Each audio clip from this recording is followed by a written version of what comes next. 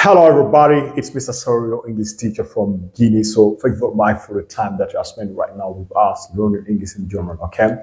So we invite you to join us at our English centers located at Symphonia, that is at the, let's say, next to the roundabout of Tayset. You can also find us at Benturaya, that is in Korea, right? So we have the language centers where we can teach you English and German correctly. You understand me? Salut de l'ensemble, vous êtes là avec votre professeur d'anglais et d'allemand. OK, de la Guinée. Et je suis là aujourd'hui pour vous expliquer une leçon très importante, right, à propos de la lettre I in English, right. Alors, faites en sorte de nous rejoindre au niveau de nos centres de langue, c'est trouvant à Sophonia. Nous sommes à côté du rond-point de la T7. Et également, vous pouvez nous retrouver à Binturaya. Ça, c'est dans Koya, right, où nous pouvons donner des cours d'anglais et d'allemand de façon très, disons, efficace et rapide, OK. Et si vous voulez apprendre en ligne, ou que vous soyez dans le monde entier, on peut vous donner le cours, OK. Alors, on va commencer. Let us come here, like we have here the pronunciation of the E in English, right? En anglais, la lettre E est prononcée I. We say A, B, C, D, E. You understand me? Et c'est une lettre qui fait partie disons, des 5 voyelles, disons en anglais. Alors, là, si nous prenons le I peut avoir 2 sons, right? On va avoir un son qui est court et un son qui est long. Le son qui est court, c'est un son qui se ressemble à une prononciation française. OK? Par exemple, dès qu'on a, par exemple, un mot, par exemple, ici, on a L et T, on a le mot là, dans ce mot, on a la lettre ici, la voyelle ici, mais après cette voyelle, on n'a pas l'apparition d'une autre. Donc, là, on va prononcer la lettre comme si on avait un mot en français. Bien qu'en anglais, on dise ici E, right?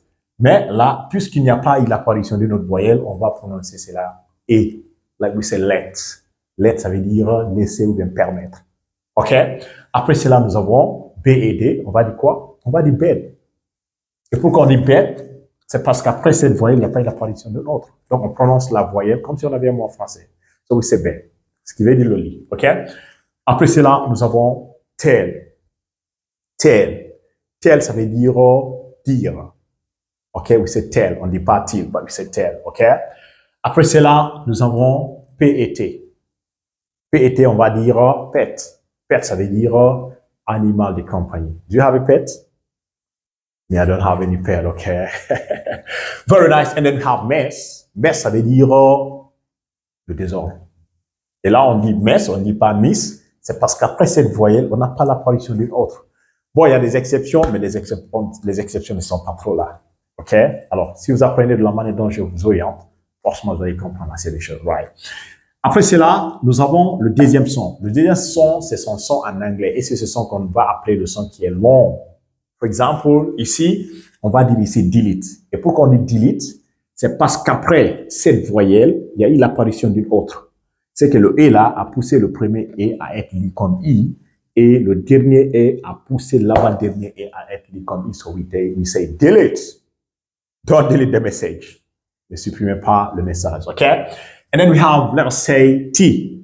Et T, on a T et A, you understand me, qui veut dire le T, OK? Mais là, en anglais, il faut mettre en tête que si vous avez 2 voyelles qui se suivent, on prend le son de la première et on fait disparaître la deuxième. Yeah. Si on a 2 voyelles qui se suivent, on prend le son de la première et on fait disparaître la deuxième. Alors, ici, on ne dit pas T-E ou bien T-A, mais on dit tout court T. Donc, c'est comme si le E là n'était pas là, OK? On ne prononce que seulement le E, et ça, on fait disparaître. Donc, c'est T. Je vais dire le T, you understand me? Après cela, nous avons meat. Meat, qui veut dire la viande. Ça, c'est le son qui est long, hein? On doit un peu tirer là. Et puis, c'est peace. Peace. Peace, ça veut dire la paix. Do you get me? Very nice. And then we have Guinea. Guinea, c'est le nom d'un pays. Bon, les noms des pays viennent à travers parfois, disons, l'histoire et so on. En principe, on ne devrait pas mettre la Guinée ici, mais ça colle avec l'explication que je suis en train de faire ici. L'essentiel, c'est de pousser la personne à être à mesure de lire. You understand me? That's what I'm doing here right now.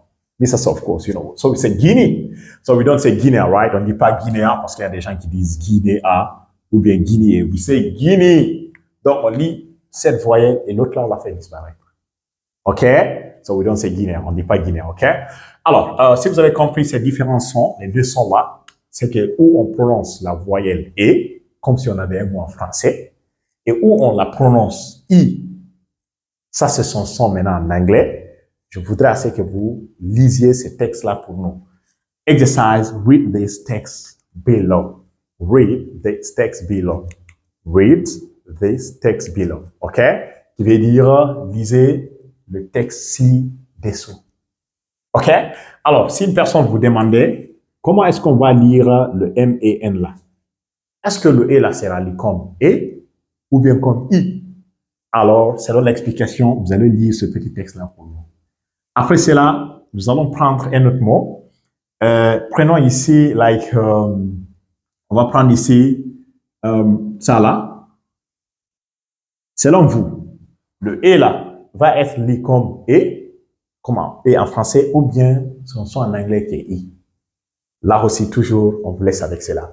Alors, si vous avez compris ce que je viens d'expliquer ici, faites en sorte de lire, disons, ce petit texte et, disons, retrouvez-nous dans notre centre de langue, c'est trouvant à la T7, à côté du rond-point de la T7, ça c'est à Sofonia, puis vous pouvez en Guinée. Et également, vous pouvez nous retrouver à Binturaya, ok, ça c'est dans Koya. Et on peut vous donner des cours d'anglais et d'allemand. Ok, et également, ceux qui veulent apprendre en ligne, on peut vous donner le cours. Ou que vous soyez dans le monde entier, que vous soyez en Afrique, en Europe, en Asie, en Amérique, ou que vous soyez un peu dans les cours de façon très, très efficace. So, it was your English teacher, Mr. So. Thank you very much for your time and don't forget to share the video, please. N'oubliez pas de partager la vidéo pour que d'autres personnes puissent également la regarder. So, it was that. Thank you very much and see you soon.